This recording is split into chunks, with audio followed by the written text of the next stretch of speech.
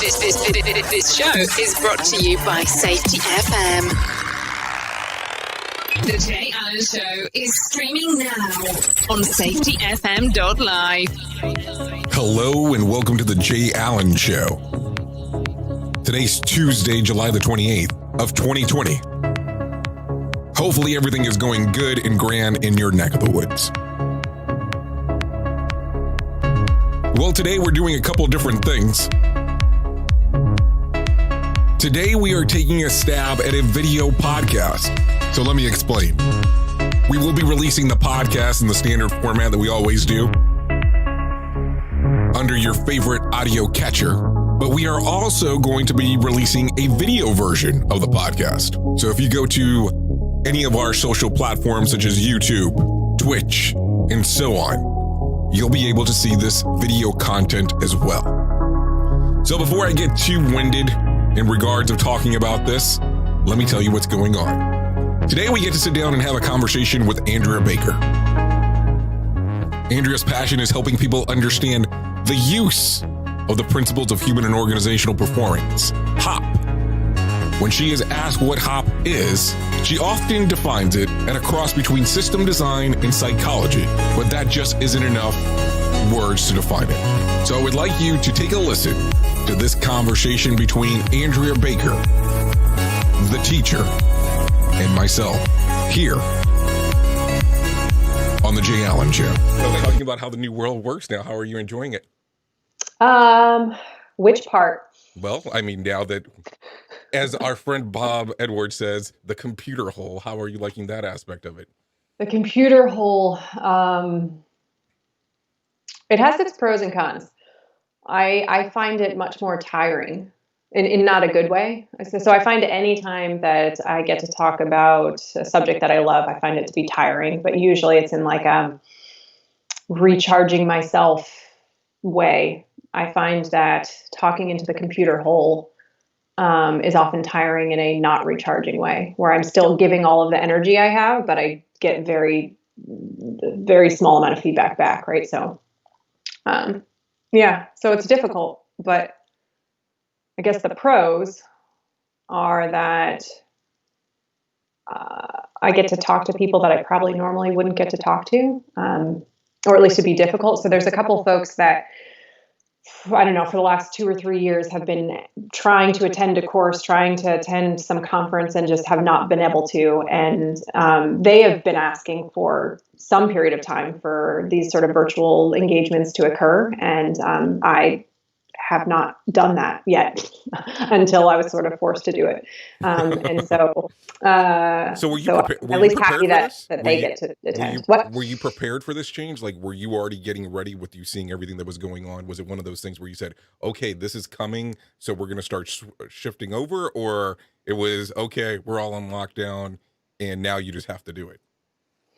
A little bit of both. So I was familiar with doing training remotely just because of my past life in my corporate role. I had to do a lot of remote training. So I probably kicked and screamed then, and then sort of got the kicking and screaming out of my system, so that this time when we had to go kind of do this new world, I didn't have to complain about it mentally as much as I did the first time that, that I was sort of mandated to do it. So historically, a corporation mandated me to do it. Now the world sort of requires that we do it this way. And so I was familiar enough with how I wanted to do this type of engagement that it wasn't nearly as difficult as the first time that I kind of had to struggle through how to do it. So as you look at this now and things have changed and this is the new versionality of what the world looks like, you say that there's a lot more stuff that you have to put into it. So do you feel that people are more adaptive, or do you feel that people are more willing to engage with you because of this format? Or does this just, you can't really gauge that at all? So what I find is that if I'm doing classes where people have chosen to attend and they've signed up, then the engagement is maybe even better than it might be in a classroom, because I don't know, you almost have like equal footing with each person has almost like this private audience with the person who's talking, right? So when I'm teaching and I've got, 20 or so people who are just these independent little squares on the screen, it feels as though you can sort of equally jump in, where the dynamic in a classroom is not always that way. People tend to dominate conversation at a specific table. And so you tend to maybe sit back if the person sitting right next to you is dominating that conversation. So that piece is actually surprisingly lovely. I think by the same token, if an organization sets up a training and they've sort of required people to come to it, then the mental schema that they have in their mind is like every other training and every other meeting that they have to attend now. And so it's much harder to engage people because they, have the same mental model that they might have had from, the 4 or 5 meetings that they were required to go to that morning, where they could be multitasking and, getting their email done. It doesn't feel any different when the only thing that you see is like a little blip on your calendar. It might not even be a different color, right? It's just, you look at your calendar day and you're like, oh, I have this really long meeting. And then suddenly the meeting is supposed to feel different than all the rest of the meetings that I went to today. And I think that's hard for people to adjust to. They do eventually. Sorry. No, my fault. They do eventually, but the kind of the beginning feels like pulling teeth to have people be like, oh, no, we're actually going to talk to each other. I'm not going to just talk at you. Well, and that's the other thing, because I've seen some different courses. I've seen the ones where they're Zoom style. Then I've seen the ones where they do the interaction directly on a computer screen, or not on a computer screen, but it's just a chat box. Mm-hmm. How soon do you see interaction? How soon are you seeing people engage? Because this is the other thing, because people normally are kind of shy, like me, where they're shy and they don't really want to talk at first. And then once you get them going, they'll go. So yeah. Does that work good in the Zoom format? So I try a couple different things, as well as, when Bob Edwards and I get to teach together, we try very hard to set a stage where it's easier to talk. And one of the ways that we do that is that we'll sign on early. And as people join, we engage in conversation the same way that you'd engage if people were walking into a room. So rather than it sort of being like, okay, we're starting at this time, and suddenly this black screen turns on and everyone is just kind of like there or not there. As people are joining, they're listening to, chit chat about the weather and like what's going on and, how are you feeling today? And that helps people realize that they're allowed to talk. I think we don't really know what the social norms are, right? The social norm for a lot of calls is that you're supposed to quietly listen. And now we're trying to change that in some circumstances, but it's hard to know, am I supposed to jump in here? Are you expecting me to? Are you not expecting me to? So anything you can do up front to kind of tell people what it will be like, I think helps. Then people are walking in with their eyes open and knowing that they're going to be engaging in conversation and those types of things. So as this changes, let's kind of backtrack a little bit. So you were gone for a period of time doing the HOP training stuff because you were out on maternity leave. So I was. So congratulations, number one. And then number two, this change, how did it set everything up for you? I mean, of course, now you have the child at home. You're there. Mm-hmm. I don't know if you want me dropping names. I'm not dropping names. Oh, that's okay. Her name is Penelope. But how does that work now? Do you like it? Because I would imagine that you were kind of set up to start traveling again. So now with this change, that now she's there, you're there. How does this work? Sometimes really well and sometimes terribly. Sometimes not well at all. So my original plan was I was going to take some time off and I was going to be home full time. And then I was going to try to do some remote training, but travel at least once a month. So that was what was on my calendar. That's what I was planning on doing. And obviously that's not what happened. So I actually started working sooner than I thought I would. I think 3 weeks after she was born, I started to do like a virtual session here and there. So that changed, and that was hard to adjust to as a new mother of, what am I doing? Am I doing this too quickly? I'm sure anyone who has had children can understand if they're trying to balance career and children of, what trade-offs are you trying to make in your head? And is that acceptable trade-offs? And so, as I said, started working earlier than I planned, but now I also get to be home more often than I planned. So that's a nice trade-off. But the physically trying to do both at the same time, Not ideal. Not. I kind of thought I was going to be Superwoman originally. I was like, I can do both of these things at the same time, right? I can schedule things during a nap, and I'm good enough to predict that. I, of course, am totally wrong. That's not true at all. So we did have to ask for some help. So we have a lovely lady here who helps while she's with Penelope right now, so that I can do something like this. But sometimes things don't work as planned. And I have done training before where I've had to apologize and be like, this is also my daughter and she's here. And I was making this motion for long periods of time. So yeah, best laid plans, as we know, in the hop world. Well, I mean, I think it's one of those things it's interesting on how it works. And I mean that in the best of ways possible, because people can see, there is a real person behind the person, because sometimes we put people on pedestals, especially when they do the things that such as you do. So I look at it and I go, it's good to see the humanized version of you behind the scenes. But as we go down this and you're getting to to be the mother and be the teacher, you have done some different things that most HOP practitioners are not doing at the moment. And right now you are offering something every Tuesday at 2:00 in the afternoon, where you're doing kind of a private session is what we'll call it, where you're opening it to the general public to come in and pretty much ask questions they have about HOP. How did you come up with the idea? So I'm not going to take credit for this at all, because actually it was Bob Edwards' wife that came up with the idea. And it was something that people had been asking for a long time. And historically, to be perfectly honest, with all the traveling, there just wasn't a set time that we could offer anything like this. So historically, their request always was, hey, is there a place that we can go, right? The people who are learning this, the people who are practicing this, the people who are experts in this, is there a place we can go, a community that we can get together and just share knowledge and share information? And I had tried to create something like that. Like there's a HOP collaborators group on LinkedIn, but it just wasn't the same as having a conversation. And so sort of in fits and starts had tried to set up some meetings before where I just kind of connect people that wanted to connect together and just have a conversation. And suddenly when we had all of this scheduling time available and the ability to create sort of a routine schedule without having to worry about flights and, all those other logistics that get in the way, there was an opportunity to actually do that, to just have a time where people could come together and talk. And it is one of my favorite times of the week, honestly, to be able to have those conversations.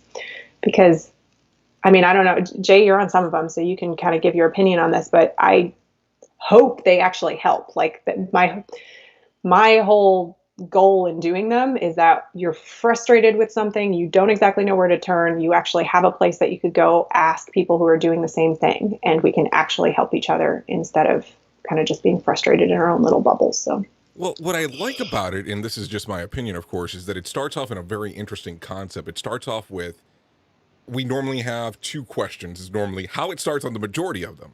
And then it becomes, well, we're not going to focus on those. We're going to focus on turning it around and saying, talk about whatever you want, which is not a normal standard format, because most people can't adapt that quick when it comes to questions and answers. They want to know. I will tell you the amount of people that I talk to that are like, I need to know everything that you're going to ask before it happens. And they normally don't feel comfortable because they don't do that. So you doing it in an open forum, and it's not one person and it's not 2 people. I've seen, I think, up to like 12, 13 people in some of those groups that are hanging out, and you just take them and it's go wherever you want. So I find it amazing that you're willing to do that, which most people won't. Do you think that causes part of the drive? For them or for me? Well, it's probably a good combination of both, because you do have some people that show up and they don't know what to expect. And then you have some people from time to time that will jump from one session to another, but you were pretty far booked out. So do you think it drives them because it's kind of the open format? And then what drives you on doing it? So I think that people like it because they can just bring questions to the table, like we were sitting around having coffee and just having a chat about things. Rather and they than also have access to you. Let's be real. Having access to Andrea Baker and other people, right? So I don't want to, so Bob Edwards is there, and we've got Helen Harris there as well, and we've got many people who have lots of great thoughts around this. Yeah, but you have a heart of a teacher. Let's not play. I won't try to drive too much, because I know how you don't like compliments too much. So I will try to be calm with it, but you have the heart of a teacher. You will really take these deep dives with people that most I people like won't. to. Yeah, well, I like to. My entire drive is just to give as much information and help as much with practical advice as possible. So I really enjoy the sessions because it helps expand my thought. If I was worried that I always had to have an answer, I think that I would find that the session is very stressful. But because there's also people on the call that have been doing this for a while and we can tap into each other's knowledge, I feel as though for the most part, my job is to facilitate and then offer what I can from my own background. So I'll offer my thoughts and then open it up. And usually some of the best advice comes from other people that are just kind of struggling through the same thing. So I hope that people like coming to it because they feel as though they can actually get information and sort of a straight answer to things. And it feels a little bit less theoretical when you're struggling through the very specifics of this is exactly what I'm trying to do. And these are the exact struggles that I have versus when you're doing sort of open training with a bunch of people, you have to speak in generalities because it's just, there's just not enough time to go through the specifics for every single person. So I guess the fact that a forum exists to be able to do that for me is exciting because historically, as I said, just wasn't able to figure out how to make it happen. Well, I mean, and you also do some things that are uncharacteristic for most people that present. And I mean this in a good way. So Okay. I'm taking it in a good way, so it's okay. let me make sure that I'm clear here. Yeah. You will literally tell somebody if you don't know something that you don't know, and you will grab something. I've seen you grab a phone. I've seen you type into your computer, where you will literally look right there on the spot and get the answer that will be best suited for what they're looking for on the moment, and not pretending of let's put it on a parking lot, the board where you're going to come back at some point in time. I'll put it over here and I'll get back to you. And it never happens in most sessions. Not with you. I'm just saying with other ones that Right, I've been to. in general, yeah. No, I understand.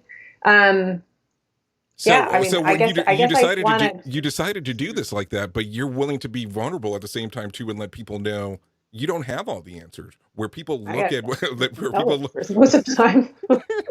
But people look at you like you know everything, and I mean that in a good way because I know sometimes when I say things like that, people go, "Well, thanks," but you know what I'm saying. Where they I know what you mean. Yeah, no, I understand. So I think anytime that you're in a position where you get to share knowledge, whether you're a professor, whether you're a teacher, whether you're a trainer, whatever, that folks see it as your job to have the knowledge. I guess I see it as my job to connect knowledge. And along the way, I get to pick a lot of things up, right? I get to learn things myself and I get to explain at least how I managed in situations. And I did have a lot of time to get to trial and error things. And it really was trial and error. It wasn't like I, had a playbook to follow and knew what I was doing. It was, this seems like it could be a good idea. Let me try it. That did not work how I planned. Let me try again. So I get to share that, but then the rest of my job is just to connect people where I can with other people and other information that I have sort of come across that might be able to help them because I'd be foolish to think that I would ever understand everything about this subject or be able to answer every question. It's just, I don't have the mental capacity to do that. I'm sure somebody somewhere does, but I don't have the mental capacity to do that. So the best thing I can sort of be is like a weird Rolodex of information and throw in some of my own experience as we go. So when would you say, quote unquote, you found this? What was the timeline that you found HOP? And I will use the term that I like that most people hate, that you fell in love with this portion. I did fall in love with it, though. Okay, it was absolutely love. It was love at first understanding. Hold on, first understanding. I think I'm still trying to understand this. So you have. Okay. So maybe that's the wrong way to say it. For sure, I'm still also trying to understand it. First recognition. Maybe that's a better way. But love at first recognition. So before being exposed to what I would call formally exposed to HOP concepts, I thought I was trying to do them and felt like I was always swimming upstream. So I almost got, I'm not going to say I almost got fired because it's probably an exaggeration. It felt like it at the time. There's a different term. You almost got promoted to customer. That's what I I was normally. promoted to customer. So at the time, it was very traumatic for me. I was an intern, right? So I'm interning with this company, and I was told I didn't go to school for safety related anything, right? I went to school for engineering, so I don't know anything about the subject when I walk in as an intern. And one of the first things that my mentor at the time told me is that, you know, here at this company, we believe that all accidents are preventable. And I was like, that doesn't seem right. And I was given sort of this very firm talking to about how if I was going to survive here, I needed to understand that that was true.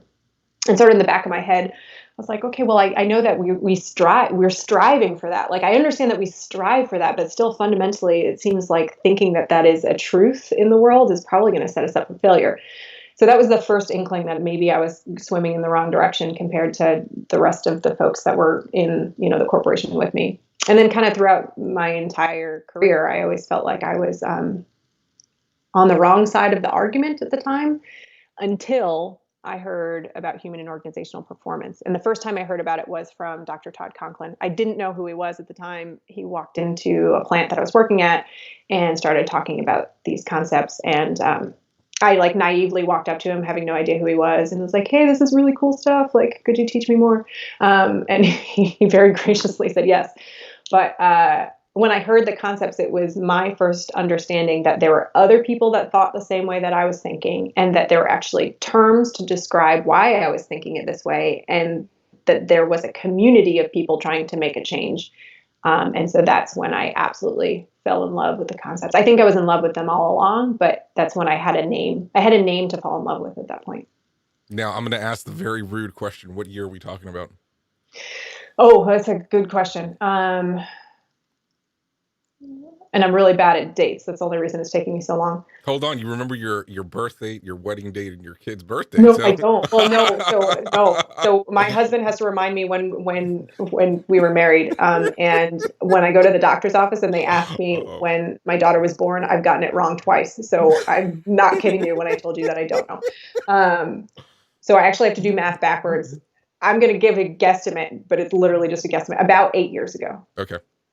So it was 8 years ago. 8 years. Yeah. So I can do the math for you if you need. No, it's okay. You need like a specific date. I will. Yes, I need the date, the time that it clicked. No. Oh, I think it was 8 years ago. Yeah. So we're talking roughly 2012. Yeah. Okay. Yeah.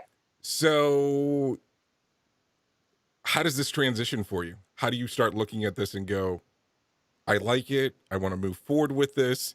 And at what point do you say, I'm going to leave what I'm doing to go do this and teach the world? And let me rephrase that, because I know you probably didn't use the term teach the world, but go out and teach. I know. I've learned. I did not. But no, go out there and teach this to other people. So there are a couple phases of this, because first, it wasn't my job to teach this concept, like within my own corporation, like not my job at all. Now you're still interning at this time? Is this still intern? No, so I was, at the time I heard it, I was, and this is why I'm like questioning the date, because I'm trying to make sure I was even employed at the right time at this point. But at the time I was an environmental health and safety leader at like a facility. And I loved the concept so much so that I kind of didn't want to do my day job and just wanted to focus on the concepts. And so on some of my own personal time, obviously I read a bunch of things, and then I went to seminars and stuff. And I just got lucky that at one point I was asked to talk on the subject, mainly because I think people just saw me hanging around a lot. They're like, well, you've clearly heard this, talk enough times, that would you go have this little discussion? And it was with some OSHA regulators.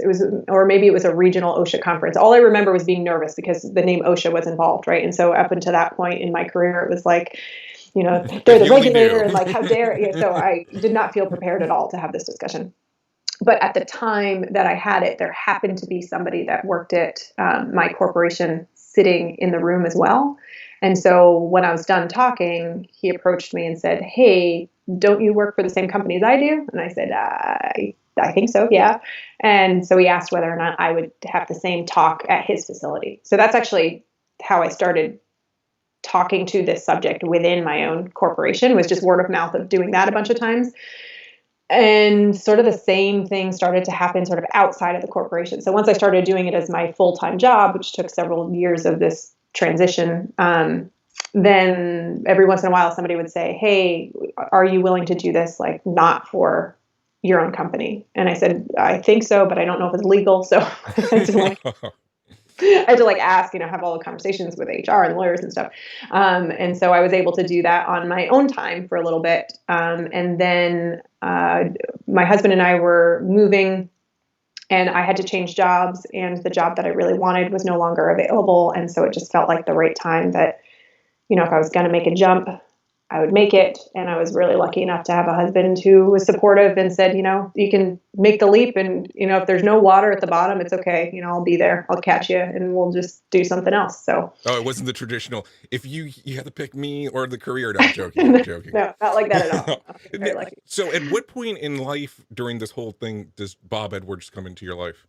Oh, so early on. So I met him probably like the week after I met Todd Conklin, because he also was speaking about this stuff within his own, sector of the business. And he came to my facility to talk about learning teams. And in our conversation, we realized that I was doing learning teams, but I had never called them a learning team before. I had been doing alternative event investigations. Wow, what a great name. Sounds like more of a name that I'd come up with, right? And so when we started sort of comparing notes, we said, well, there's so many similarities here that we started to talk about teaching it together. And then, I learned from what he was doing, and he learned from what I was doing. And so we started to make some changes as to what we now call learning teams. But at the time, I honestly think that name was just kind of made up on the spot. Pretty sure that at one point, Bob looked at Todd. He's like, so what are these things that, we started to do? And he's like, I don't know. It's like a group of people together. It's like a team. And I think we're learning. So seems like probably a learning team. We're like, okay, yeah, that sounds good. Right. So sounds like a whole bunch of better questions to me. No, just joking. So you decide to start. At what point do you move, that you leave the country and you're working for this organization outside of the country? Oh, so that was. That's for people that don't know the backstory. There was a portion where you were not in the U.S. Gosh, you're asking me dates again. So I think I've been doing this on my own for 3 years, right? So I have to work backwards. I don't kid. We can go ballpark. It doesn't have to be exact. It doesn't have to be like no, May 1st but on 2013. My problem is my ballpark is sometimes like in the wrong state. Like you ask me what ballpark I'm in, and my husband looks at me, he's like, that's not even close, Andrea. So, so I've been doing this on my own for 3 years, and then I thought it was 2. No, I'm joking. I'm joking. You could be right.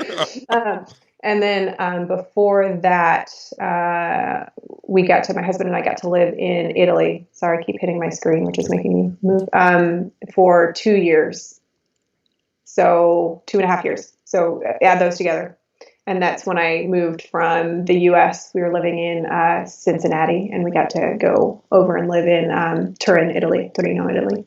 I mean, nothing against Cincinnati, but Cincinnati to Italy, world of change there. It's a pretty big change, especially because we got to live in like the city center of this beautiful city that I probably think is undervalued by tourism, which was wonderful for us because there weren't like a lot of tourists in the area, and we got to actually see what it was like to live there. But also it's a gem that people should be, visiting more often, because it really is a really beautiful city. So do you learn the language while you're there and then start teaching HOP as well? Or how does that end up going about? So I got lucky that I did not have to learn the language to teach. I was able to teach in English, and I was able to teach throughout Europe. Throughout Europe. I think part of the regions that I helped with were outside of Europe, but I don't think I physically taught anywhere except in Europe during that time, Western and Eastern Europe. And so I got to speak in English, and I was in a lot of different places. My husband learned Italian quite well, so he worked in a plant. And by the time we left, he was, all of his meetings were in Italian, and, I'm just thoroughly impressed by his ability to do that. Me, on the other hand, I could get to a grocery store, and I could hold, really terrible conversation with people that was not intellectual at all, that made me sound like I was probably at like a 5th grade reading level. But that's good in some places. I'm just saying. but anyway, so I was lucky to get to be able to do this in English. And I think that is probably one of the bigger downfalls that we have, is like sort of a global community, is there are not that many people that are thinking in this direction and can speak as many languages as we need in order to cover the communities that we're looking to cover, right? So there's a lot of people that are multilingual, and there's a lot of people that are studying this, that have the ability to speak, more languages than I could even imagine trying to speak. But still, even with that, there's a lot of groups of people that we've run into along the way that we just can't reach because there is a language barrier, and it's hard to find people that are willing to actively translate the concepts, because there's so much nuance to what we're trying to discuss that it's hard when it's your native tongue. It's hard to talk about. And so, yeah, one of my hopes for the future is that we have some more folks with language abilities that can help. Well, I get to talk to all kinds of people, and as you might know, or not know. No, it's not your job. I don't know. But what I end up seeing a lot of is that a lot of people say that only probably about 10% of people have heard about HOP. Do you think because of how things are going right now and people being able to have access the way that things are set up currently, this will make it easier for that number to possibly increase? I do, but I'm also a little bit worried that this could be the moment where some of these really difficult, nuanced concepts become very watered down, because it's hard. I mean, it's really hard to talk about real things through a computer hole. I mean, you just called it that too. I know, it's stuck now. I'm sorry, it's stuck forever. Shout out to Mark Yeston. I'm pretty sure that was his original term. But it's hard, and unless you are passionate about people understanding that piece of this, I don't see any reason why you'd want to spend the day, because it drains you of energy to be able to do it. It drains you of energy in person, but it drains you even more of energy, when you're far away. And so I guess my concern is that very well-meaning people will inadvertently water down some of the concepts, and people will walk away with just the ideas of some tools to use without understanding where they come from. And then HOP becomes a program, which we kind of know the history and the fate of programs of, we do it for a little bit, and then because our belief system around things, our assumptions haven't changed about the world, then we don't really see any reason to do it after a while. It's just, it's the flavor of the month. You might have just scared off some of the audience by saying that HOP is not a program. They're going to be like, what? It's not. I'm sorry, guys. It's not. It's not a program. It's a philosophy. And so where's the pills? No. Where's the pills? Exactly. Matrix pills. So it's a philosophy, and it augments a bunch of the things that we do, safety being one of them. And, not everyone has to speak to the philosophy. I understand that, right? Not everyone wants to speak to the philosophy, but if we don't understand where it comes from and we don't struggle to think differently, well, then none of the tools help us, because the tools have to be used in this frame of mind. And to get to the frame of mind, you have to do some personal work to think about the world differently than maybe we have before. So for the people that are out there that say that a lot of the stuff about HOP, and I'm asking a question, not trying to be a jackass, because it's really easy no. you can be a jackass if you want to. It's fun. that say that it's pseudoscience. What do you think? Your opinion is what I'm asking. So my opinion is that it's actually based on extremely well documented understandings of how the human brain works. I think we don't know everything about how we're trying to apply it, and I think that that's true about almost everything that we do in the world. But it's based on psychology and complexity science, right? So it's based on what we currently know about those things. That's what it's based on. And there's a lot of very, very intelligent people that spend their entire careers teaching us what they know about those concepts. And so there'd be a lot of people that would be wrong in a lot of places. I'm not saying it's impossible, but what I do think is that when these philosophies are taught well, they're very, very hard to argue with because they line up with so many other concepts about how we know as human beings we would like to live. And I think that's the strength of it, because it draws from like even adages that your parents taught you growing up, right? It's My parents, I don't know if we want to talk maybe about okay, maybe not. Some of our parents taught us, right? And so yeah, I personally had the same concern, right, Jay? I when I heard all of this and I was like enamored with the concept, in the back of my mind I said, but what is this based on? Like, is this just like somebody like with some really cool ideas getting up and just like being really good at talking to people and convincing people? Like, am I like marching off a cliff somewhere and I don't even see the cliff coming? And so part of what I needed to do for my own understanding is to understand where this comes from, and where these ideas are drawn from. And so actually my personal, I guess the aha moment for me was understanding complexity science. And I say understanding very loosely, right? Because I'm not an expert in complexity science, but in reading about how complex worlds work, right? Complex environments, it was like light bulb, light bulb, light bulb. This is why we do this. This is where that thought comes from. And it suddenly started to make a lot of sense as to where all the information was coming from. Not all of it. That's probably an overstatement. Where much of the information is coming from. Well, I mean, and you have so much belief and faith in this and how these concepts work that you've done something, and it's been a little while where you've done it. I think it's a year and change, just in case for purposes. Oh yeah, if you could do that purpose. Yeah. For purposes you could do the of time. timeline for me. That'd be great.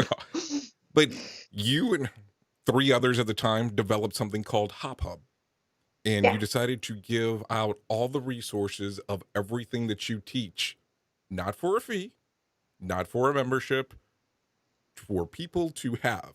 And it's not some of the things that you teach, it is the actual presentations that people go to your classes to, at least the ones that were in person at the time. I don't know how no, same. Yeah, the virtual stuff's all up there too. Yeah. Okay, so how did you come up with the idea? And I guess the other question is, why did you decide to come up with the idea?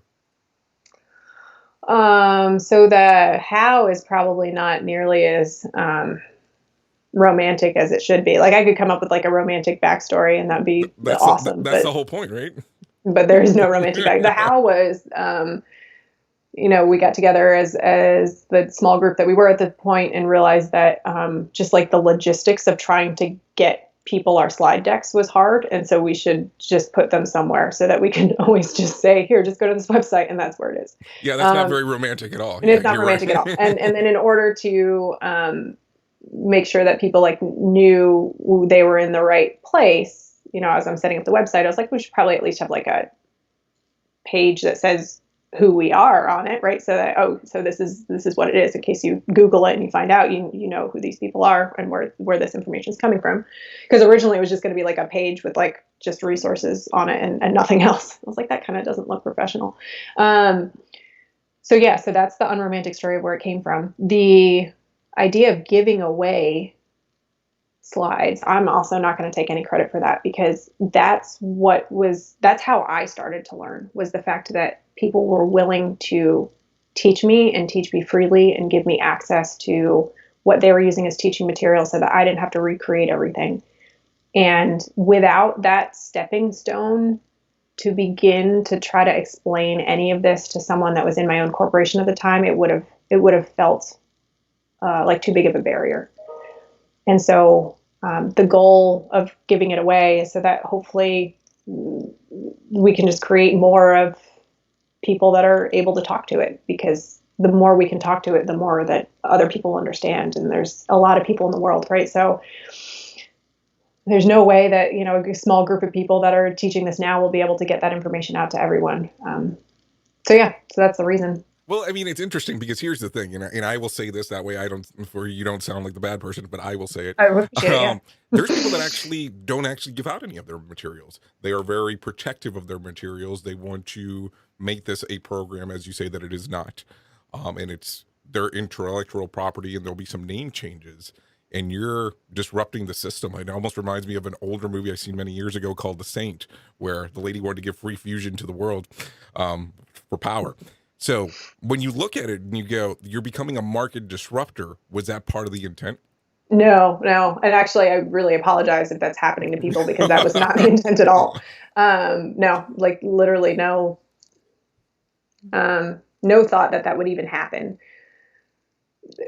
Just based on my inability to see the bigger picture, right? So when you start doing stuff like this, you don't even have an understanding of who else is in the community doing these things, and you certainly don't know what their business plans are, right? So, oh, if you only knew. No. Yeah.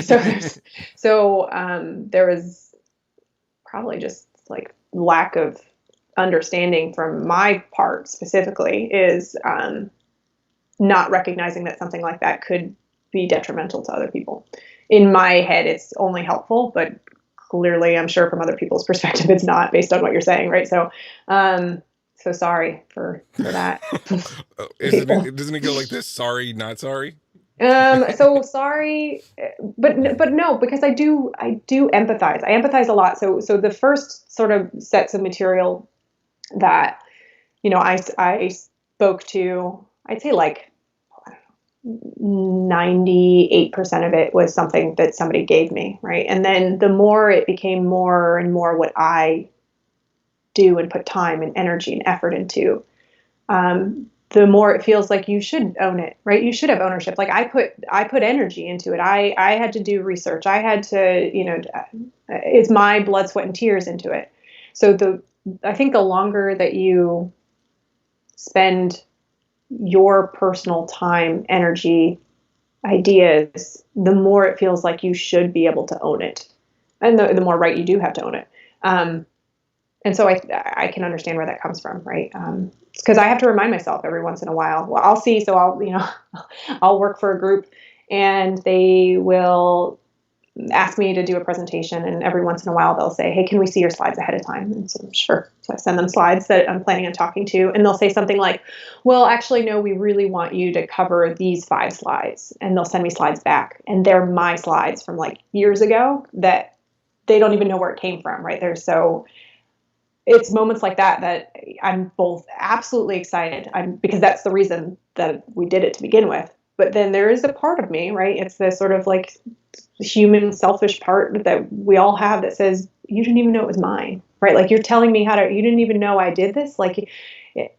And so I have to continually remind myself, no, that's why we're doing it. We're doing it so more people understand. Get out of your own way, Andrea, because that's not helping people, So when you look at that in particular, in regards to giving the 5 slides aspect, does that happen quite often where people say, I want you to go slightly a different direction than what you originally had planned? And keep in mind that you're still going down the same path, but at the same time, it's, well, no, we want you to focus on this, even if it might be a little bit older stuff that you had done.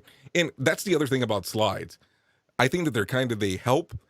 They're kind of a memory clicker where you can kind of move forward, opposed to it being where I hate going to presentations where somebody's reading a slide to me. I was like, I can do that. Just send me the deck. Right. Yeah. So as you look at it, do you like a lot? The first one would be like, do you like the direction when people say, hey, I want you to change it a little bit, even though they still haven't even seen your original thought? So I love when people give me context. I really, in the similar fashion as having these, Tuesdays at 2, where people come and they say, this is my specific problem. When an organization says, this is where we are, this is what I'm concerned about, this is the terminology that we use, this is how I think things will land with people, I find all that to be extremely helpful, because that means I can tailor how I'm speaking to make sure that people can hear me. Because the message doesn't change, but whether or not people can hear you changes. And so the more that I can speak in a way that people are going to be receptive, the better off it is for everyone. So I love that. I don't love, and I don't think anyone loves, right? So I don't think anyone loves when somebody says, no, this is the cookie cutter of what I'd like you to do. And I'm pretty open with people that I'm not going to do that. So I respect what you're saying, but tell me the intent. Tell me the intent of what you're trying to do with directing me that way. And are you okay with the fact that I'm going to try to meet that intent using my understanding of how to meet that intent based on, doing this a bunch. And if they're not believe okay that with you've it, read that book, Question Behind a Question. I am so yeah. no. There is a book called that, and it's a I great believe book. you. And I really believe that you've read it. Yeah. It's QBQ is what it's called, by the way. Okay. I'll have to read it and be like, yeah. Excuse me. Hopefully my brain is processing things. So I'll try to find out why, right? And then if they are absolutely adamant that, hey, I really need you to say it this way specifically, and that goes against my belief of what I think is going to be helpful, I actually won't do it. Meaning I will tell them, I'm sorry, I don't think I'm the right person for you. Because I have done it a couple times and it has not worked out, right? So I've had a couple companies that asked me to go in and specifically teach like these tools. I would like you to teach these tools. And I go in thinking that people understand the entire philosophy and they're already thinking this way. And I have been wrong, right? And so the tools fall flat. People don't understand what they're used for. It's clear that the tools themselves, if they were used, would not be used as they were originally intended. And so I learned that the hard way a couple times. And now I just say, sorry. Here's somebody that would be willing to help you just in that aspect. But Sorry. I'm going to serve somebody up to you that will adapt to whatever you need. Will adapt to what you're looking for, and they'll sell their soul. Yeah. Honestly, I'm stubborn. I'm stubborn, and like I think many people, I like to have control over my messaging, and I feel as though it's part of me. I'm giving away a part of me every time I have this conversation, and so it's very hard for me to be directed as to how to do that. I will never agree or disagree with somebody when they say they're stubborn. I'll just leave it at that. It's better that way. That's absolutely true. I'm stubborn. No, don't say that. Don't say that. Okay. So right now, just a couple more questions, and I know that you're being very kind of your time in regards to being able to come on. When you look at this, are you enjoying this more in regards of doing the individual person that comes into the class, or are you liking it more with the interaction with the companies? And I know that that's kind of a terrible question to ask. Oh, no, it's a great question. And I have a very specific answer. I think I would have predicted that I wanted it to go the other way around, where my prediction would have been I would much more like to engage with a company that wants, a specific group of people to understand this philosophy. And I don't think that anymore. So I am much more energized by doing classes where people are coming in and they come not associated with their company. I mean, loosely associated with their company, right? But they come in as an individual. Sometimes they're sponsored by their company to come in. And the reason why I enjoy that so much is because there's a lot more interaction that doesn't feel as though you are put into sort of your own bubble of understanding of the world, right? So within a company, there's very specific assumptions, social norms that have been created. And when you're working with a company, you step into those social norms, and oftentimes you don't know what they are. But everyone else does. And so you can easily step on something you didn't intend to step on. And so you're constantly trying to figure out what those norms are, and then do your best to show people that the world outside of their organization does not necessarily look the same way that it does in their organization. And they kind of have to just take your word for it because you're the only one there, right, thinking that or saying that. When you have a bunch of people coming from all over the place, all of those little bubbles break down, and people are much more willing to openly talk. They're much more willing to discuss sort of the social norms that they don't agree with in the company. And they hear and see from a lot of other people that it doesn't have to be that way, right? So for every, I'm concerned about this discussion in the room, there might be 20 other people who are like, we were concerned about that, and this is what we did. And those ideas might all be slightly different. But that's exciting to me because they're not stuck in sort of their echo chamber as they are when you're all with your own corporation. So what had down this journey has been something that you didn't expect to happen that's happened so far, especially going out on your own? Oh, all of it. I never expected anything. I really didn't. So I kind of thought that I would, move back. So the time that I started to do this on my own was the same time we were moving back from Europe back to the US. And I kind of thought, I'll try this and I'll give it a go for like 3 months. And if I get no work, then I'll go search for a job where we live, and that'll be that. So from the very beginning, when I didn't have to do that after 3 months, I was surprised. And so I'm continually surprised about how many people are willing to listen to the subject, about how many places it applies, right? So I lived in the safety bubble, and then the more I started to talk to people, the more we realized that people are using these concepts for a lot of other things.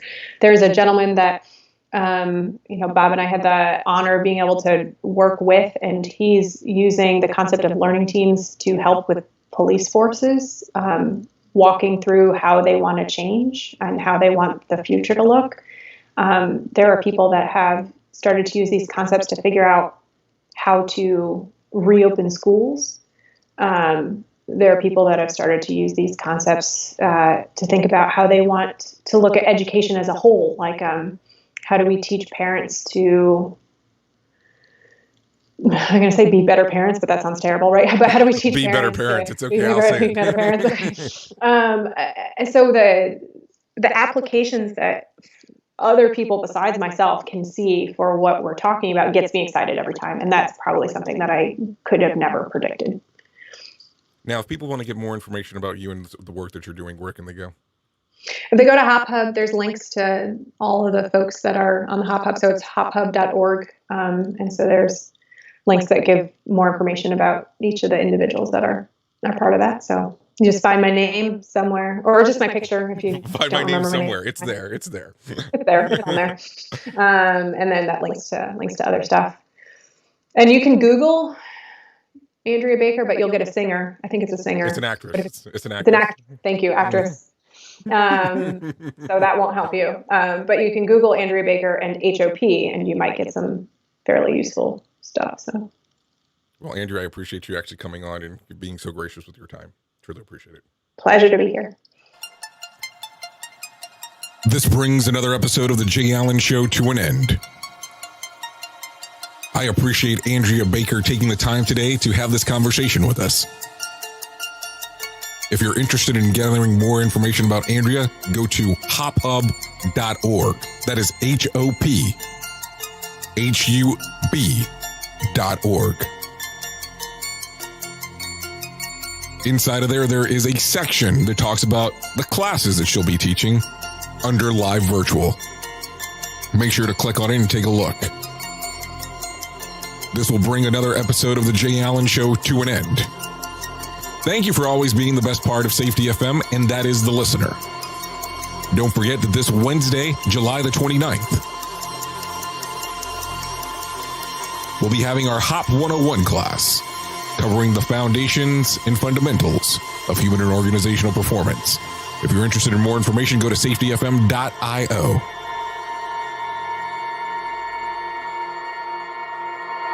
We'll be back with another episode of The Jay Allen Show before too long. Goodbye for now.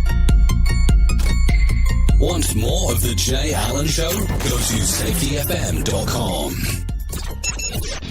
The views and opinions expressed on this podcast are those of the host and its guest and do not necessarily reflect the official policy or position of the company. Examples of analysis discussed within this podcast are only examples. They should not be utilized in the real world as the only solution available, as they are based only on very limited and dated open source information. Assumptions made within this analysis are not reflective of the position of the company.